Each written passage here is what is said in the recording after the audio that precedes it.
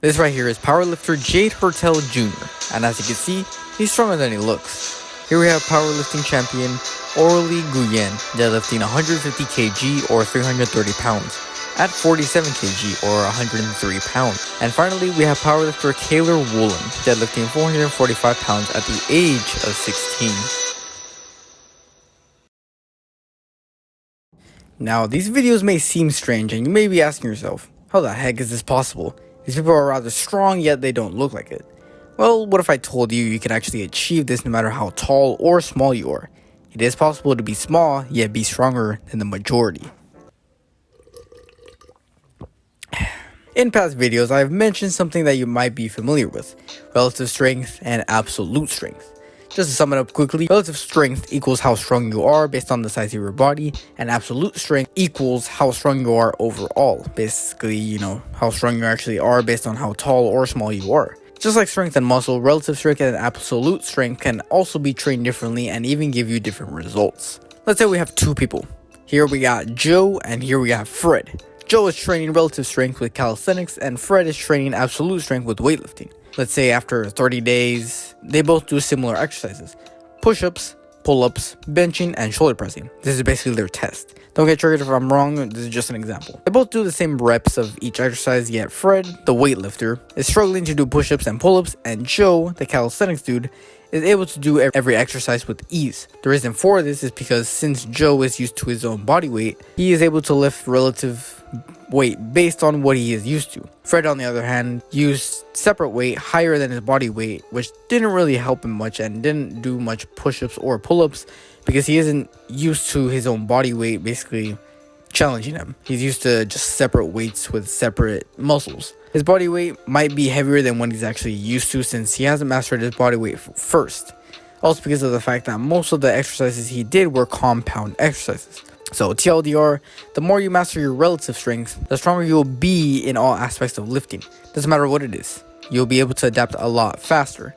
That's why it's possible to be small but strong at the same time. Now, unfortunately, genetics does actually play a key role in this because it only plays a small role and doesn't really conclude your dreams of wanting to be super strong. The only thing that genetics plays in this is only body muscle structure, meaning how much weight you can lift depends on how you're built, basically. The one thing that I can think of would be those guys who try to lift more weight than they can handle, then suffer a major injury because their body was already at their limit. Everyone has different muscle structure and not everyone can lift the same weight.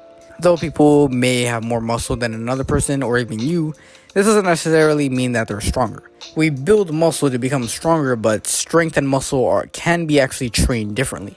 Muscle can be built through hypertrophy, tearing more muscle fibers, and that way they regrow bigger, which requires more reps in order to achieve. Strength, on the other hand, can be trained differently. Strength training not only leads to a little bit of muscle tearing, but you're basically conditioning your muscles to contract better without necessarily tearing them. You're conditioning your muscle fibers to fight the force between the weight you're using and the limits of your muscles. So in short, muscle equals tearing and strength equals big push and grunt. Now for what y'all came for, how do you actually do this? How do you train to become stronger even though you may be a small bean? Well, I believe, in my opinion, I feel like it's possible to achieve this through training your relative strength before actually training your absolute strength. Let me explain. Something that surprised me was something I learned a little while back. It's basically about the type of training the Army/Marines rely on. They tend to rely on relative strength training rather than focusing on bodybuilding training, and there's a reason for this. Normally when you have a lot of muscle on you, it increases your overall weight, right? The more muscle you have, the heavier you are. When it comes to the army or the military, or call it what you like, they rely more on leaner endurance type results since when being in the military, it requires you to do a lot of running and being strong in a battle type situation. Having a lot of muscle on you would be a disadvantage because your stamina would be lower and basically you'd require more rest. You get more tired more easily. Having a higher relative strength puts you at a higher advantage than a person with a higher absolute strength.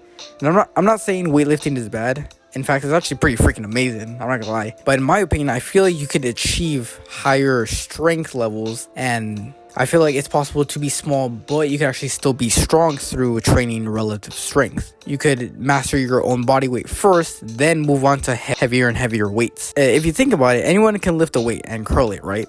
Anyone can squat a barbell, but not everyone can do a push-up or a pull-up. Those with a high relative strength can do both pull-ups and push-ups with ease, and even lift any weight they encounter.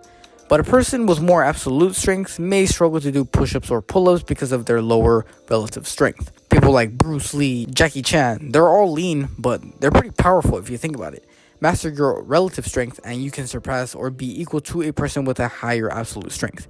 This is all my opinion. This is not like science or anything like that. So I could be wrong. I could not be wrong. It is what it is. This is just what I generally think. Now, obviously, the limiting factors you can't really change are your genetics or your muscle structure, but that's not an excuse. Instead, do what you can change. Train to get stronger, improve your diet, eat cleaner foods, get good sleep, and best of all, enjoy the process because longevity is the key. And maybe someday you can be as strong as you want to be, even though you might not be as big as the rest of your friends.